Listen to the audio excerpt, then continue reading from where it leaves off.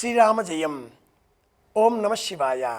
శివారాధన చేసే సమయంలో పాటించవలసిన పద్ధతులు, నివేదన చేసే సమయంలో అనుసరించవలసిన విధానాలు, ఏ విధమైన ఆహార్యం మనం కలిగి ఉండి శివాభిషేకం చెయ్యాలి, శివాలయంలో అనుసరించవలసిన పద్ధతులు ఏమైనా ఉన్నాయా, వీటిని పాటిస్తే శివానుగ్రహం లభిస్తుందా, అసలు శివాలయంలో శివ దర్శనం ఎలా చేసుకోవాలి, శివానుగ్రహం ఏం చేస్తే సులభంగా లభిస్తుంది.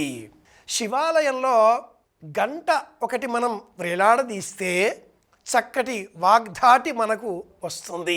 మన ఇంటిలో చిన్నారి బాలబాలికలకు మనం ఎవరి కోసం ఈ గంట గంట ఆలయంలో ఇలా వ్రేలాడదీస్తున్నామో వారికి మంచి జ్ఞాపక శక్తి, మాటకు సంబంధ దోషాలు తొలగిపోయి వాక్కు అనుగ్రహం లభిస్తుంది. శివాలయంలో నందీశ్వరుడి సేవ చేసినట్లయితే కుటుంబ సభ్యుల మధ్య అనుబంధం పెరుగుతుంది. శివాలయంలో ఒక్క మారేడు మొక్క నాటి నీరు పోసి పెంచి పెద్ద చేసినట్లయితే అప్పుల బాధ తొలగిపోతుంది. దీర్ఘకాలికంగా రాని బాకీలు వసూలవుతాయి. మనం డబ్బిచ్చిన వారు తిరిగి మన డబ్బులు మనకు చెల్లిస్తారు. ధన సంబంధమైన దోషాలన్నీ కూడా తొలగిపోతాయి. శివాలయంలో వచ్చే భక్తులు కూర్చునే నిమిత్తమై ఏర్పాట్లు చేసినట్లయితే పరమేశ్వరుడు భక్త సులభుడు కనుక తన భక్తులను ఆదరించేటటువంటి వారి కష్టాలను తొలగిస్తాడు కనుక ఇలా భక్తులకు విశ్రాంతి తీసుకునే నిమిత్తమై ఏర్పాట్లు చేస్తే దూరాభారంగా ఉండే వారి సంపద వారి చేరువవుతుంది. సంపద రూపంలో ఉండే సంతానము, బంధువులు వారిని పలకరిస్తారు. బంధుకోటి వారి దగ్గరగా వచ్చి మాట్లాడుతుంది. వారి మంచి కోరే వారి సంఖ్య పెరుగుతుంది.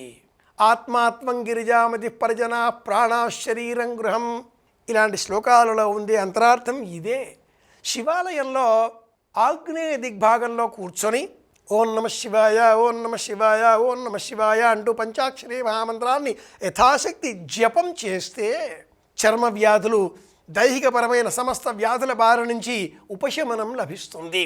మానసిక స్వస్థత చేకూరుతుంది. శివాలయానికి సంబంధించిన ఆ శిఖరం చూస్తే ఇక మళ్ళీ జన్మ లేదు, పునర్జన్మ రాహిత్యం అంటుంది శాస్త్రం.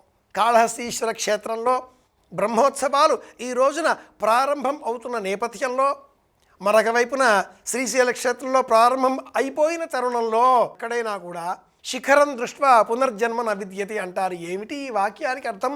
ఈ వాక్కు వింటే శ్రీశైల క్షేత్రంలో ప్రతిరోజు అక్కడ ఉండేటటువంటి వారంతా కూడా తెలిసి తెలియక ఇష్టం ఉండి లేక ఆ శ్రీశైల శిఖరాన్ని చూస్తూనే ఉంటారు కాబట్టి వారికి పునర్జన్మ లేనట్టే. అలా కాదు అర్థం. కళ్ళు మూసుకుంటే మన కంటికి ఆ శిఖరం కనిపించాలి. ఎక్కడో పాలధార, ఎక్కడో క్షీరం, ఆ ధారలు, ఆ కొండలు, ఆ మిట్టలు అంత దూరము వెళ్ళి అక్కడ ఆ పొత్రంలో అలా రాని తిప్పి అక్కడ నుంచి మనం ఆ చేతి వేలు, బొటన వేలు ఈ రెండింటి మధ్య సందులో నుంచి చూస్తే శ్రీశైల శిఖరం కనిపిస్తుందా? ఒకప్పుడు కనిపించేది.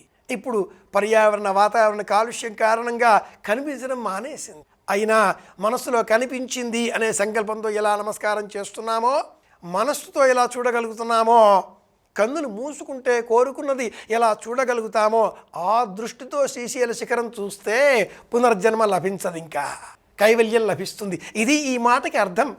వాచ్యంగా కాకుండా అంతరార్థంగా శివారాధన చేయాలి.